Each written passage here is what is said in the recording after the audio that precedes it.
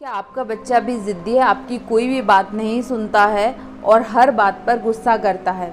तो आप किन बातों का ध्यान रखें जिससे आपका बच्चा आपकी हर बात सुने, वो आज हम इस वीडियो में डिस्कस करें। तो देखो, सबसे पहला पॉइंट प्रायोरिटी, यानी आप अपने बच्चे को थोड़ा प्रायोरिटी दीजिए। होता क्या है, जनरली के बहुत सारे पेरेंट्स काम या किसी और दूसरे के चक्कर में अपने बच्चों को टाइम देना भूल जाते हैं। तो आप सबसे ज़्यादा प्रायोरिटी पे अपने बच्चों को रखें, पहला पॉइंट। देन सेकंड पॉइंट आता है फ्रस्ट्रेशन। तो देखो, अमूमन जो पेरेंट्स होते हैं वो ऑफिस का फ्रस्ट्रेशन या किसी और का फ्रस्ट्रेशन, किसी और का गुस्सा अपने बच्चों पर निकालते हैं। तो आप इस चीज़ से बचें। आप अपने बच्चों के साथ उतने ही प्यार से पेश आएँ और सारी चीज़ों को आप अपने बच्चों से दूर रखें। Then third point, appreciation. अब देखो, यदि आपका बच्चा कोई भी टारगेट को पूरा करता है या कुछ अचीव करता है, कुछ अच्छा काम करता है, तो आप उसे अप्रिशिएट कीजिए। तो यहाँ पर दो चीज़ें होती हैं, एक होता है बच्चे के काम करने के तरीके को अप्रिशिएट करना, एक होता है बच्चे को अप्रिशिएट करना। तो फ्रेंड्स, आपको यहाँ पर उसके काम के करने के तरीके को अप्रिशिएट करना है, बच्चे को नहीं। जैसे कि मान लो कि वो सुबह उठ कर के डेली पढ़ाई करता है, दिन भर 2 घंटे यदि उसने स्टडी किया और उसके अच्छे मार्क्स आए या उसने कुछ अपना चैप्टर कंप्लीट कर लिया, तो आप उससे बोलिए कि बेटा देख, तेरा रेगुलरिटी से पढ़ने की वजह से आज तू इतना अच्छा कर पाया, ठीक है। तो इस तरीके से आपको बच्चे के किसी भी काम को करने के जो तरीका है उसको अप्रिशिएट करना है, ना कि बच्चे को। देन नेक्स्ट पॉइंट आता है रेस्पेक्ट। तो देखो, आप अपने बच्चों की किसी भी गलती पर उन्हें पब्लिकली ना डांटें, आप उन्हें अकेले में बुला के उस चीज़ को समझाएं। आप अपने बच्चों पर कभी भी बेवजह ना चिल्लाएं।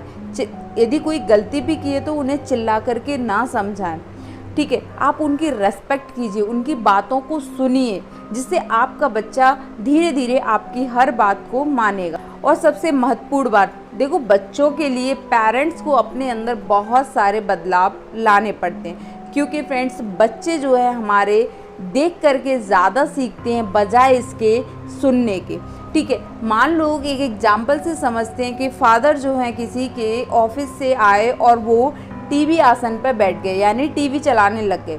तो आपका बच्चा भी सेम जब स्कूल से आएगा तो मोबाइल चलाएगा या टीवी चलाएगा। लेकिन यदि किसी का जो फादर हैं वो ऑफिस से आकर के यदि कुछ अच्छा पढ़ने बैठ गए, बुक्स पढ़ने बैठ गए, कुछ अच्छा करने बैठ गए, तो बच्चा भी वही करेगा।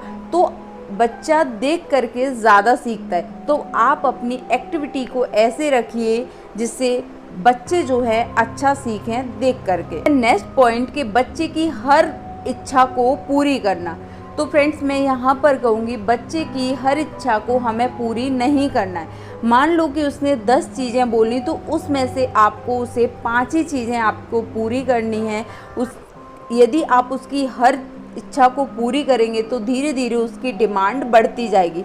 तो इससे भी बच्चे कभी कभी गलत हैबिट में चले जाते हैं। तो आपको इस बात का ध्यान रखना है। इसके बाद अगला पॉइंट, कि अपने बच्चों को कम से कम एडवाइस दें। क्योंकि देखो फ्रेंड्स, यदि हम एडवाइस देते हैं तो एडवाइस पे जो हमारा दिमाग है वो बहुत कम रिएक्ट कर पाता है, ठीक है। तो बच्चों को उनकी चीज़ों को सबसे पहले उनके अकॉर्डिंग करने दें, जिससे आपके बच्चे क्रिएटिव रहें, क्रिएटिव थिंकिंग रखें, ठीक है। तो आप इस बात का ध्यान रखें। और सबसे लास्ट पॉइंट, आप भी जानते हो कि ज़िंदगी में यदि जितना ज़्यादा संघर्ष होता है उतने ज़्यादा हम निखरते हैं, ठीक है। तो आपके बच्चे की लाइफ में जितना ज़्यादा स्ट्रगल होगा, थोड़े ऑब्स्ट्रक्शन होंगे, आपका बच्चा उतना ही ज़्यादा निखर के बाहर आएगा। तो आई होप कि आप इन सब बातों का ध्यान रख के यदि अपने बच्चे की परवरिश करते हैं तो आपका बच्चा जो ज़िद्दी था, जो गुस्सा करता था, जो आपकी एक भी बात नहीं सुनता था, आपकी हर बात मानेगा। तो फ्रेंड्स, यदि ये जानकारी आपको अच्छी लगती है तो चैनल को सब्सक्राइब कर लीजिए और इसे और भी लोगों को शेयर कीजिए। And thank you so much.